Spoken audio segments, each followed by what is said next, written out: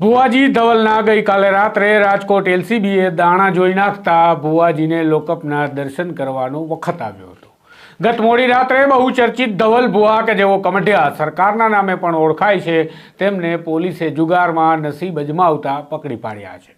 રાજકોટ એલસીબીએ પાડેલા દરોડામાં ધવલ ભુવાજી સાથે અન્ય 6 આરોપી પણ નસીબ અજમાવતા પકડાઈ ગયા હતા। ત્યારે સવાલ એ થાય કે આખા ગામનું ભવિષ્ય જોઈ લેતા ધવલ ભુવા પોતાનું ભવિષ્ય કેમ નહીં ભાંકી શક્યા હોય। ખેર, વિગતે વાત કરીએ નસીબના પત્તા ખેલવા જતા પકડાયેલા ધવલ ભુવાની કહાનીની। વૈષ્ણવજન તો તેને કહીએ જે પીડ પરાઈ જાનાને રે। નમસ્કાર, હું છું આપની સાથે તુષાર બસિયા। નવજીવન ન્યૂઝમાં આપનું સ્વાગત છે। કમઢિયાની સરકારના નામથી વિખ્યાત ધવલ ભુવાજી પાસે કેટલાય લોકો દુઃખ દર્દ દૂર કરવા જતા હોય છે, પણ હવે ખુદ ભુવા પોલીસની ઝપટે ચડી જતા દુઃખમાં મુકાયા છે।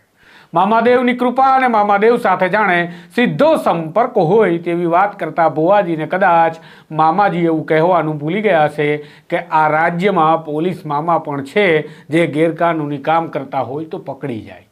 અને આવું જ થયું આજ રોજ મોડી રાત્રે એટલે કે 22 જાન્યુઆરીની રાત્રે રાજકોટ જિલ્લાના લોધિકા તાલુકાના રાવકી ગામની સીમમાં જુગાર ક્લબ ચાલી રહી હોવાની માહિતી રાજકોટ ગ્રામ્ય એલસીબીને મળી હતી।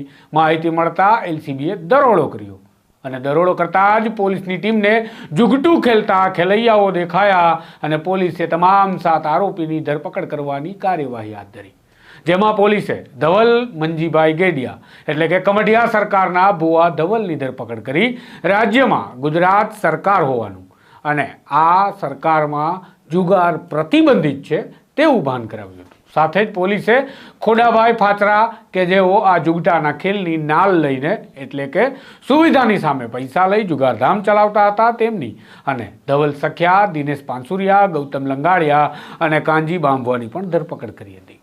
આમ રાજકોટ એલસીબીએ મોટી સંખ્યામાં જેના લોકો દર્શન કરવા જાય છે તેવા ધવલ ભુવાને લોધિકા પોલીસ સ્ટેશનના લોકઅપના દર્શન કરાવી દેતા મામલો ખૂબ ચર્ચામાં આવ્યો છે।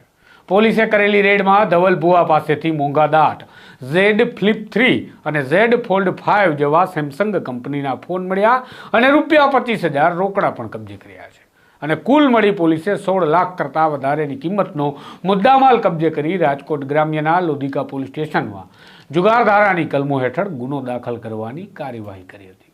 ત્યારે સોશિયલ મીડિયા પર ધૂમ મચાવતા ધવલ ભુવાના જુગાર ખેલતા પકડાયાના સમાચાર ધૂમ મચાવતા હવે જોવા મળી રહ્યા છે।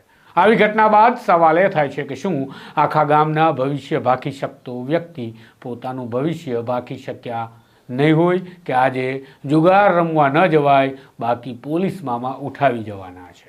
આ સિવાય બીજો એવો પણ એક સવાલ થાય કે ચમત્કાર કરવાના દાવા કરતા વ્યક્તિ જુગારમાં સામેવાળા ખેલાડીઓના બધા જ પતા નહીં જાણી જતા હોય? જો એવું હોય તો અન્ય જુગારના ખેલૈયાઓ સાથે ચીટિંગ થયું ના કહેવાય?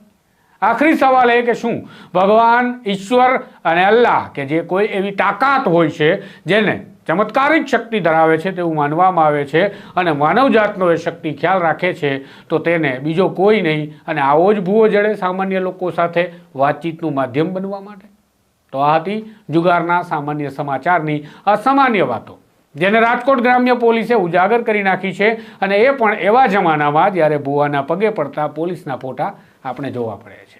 આ પ્રકારના અહેવાલ, વિગતવાર સમાચાર સાથે જલ્દી મળીશું। આપનું મંતવ્ય આ મામલે શું છે કમેન્ટ બોક્સમાં જરૂરથી જણાવશો। નમસ્કાર। વૈષ્ણવજન તો તેને કહીએ જે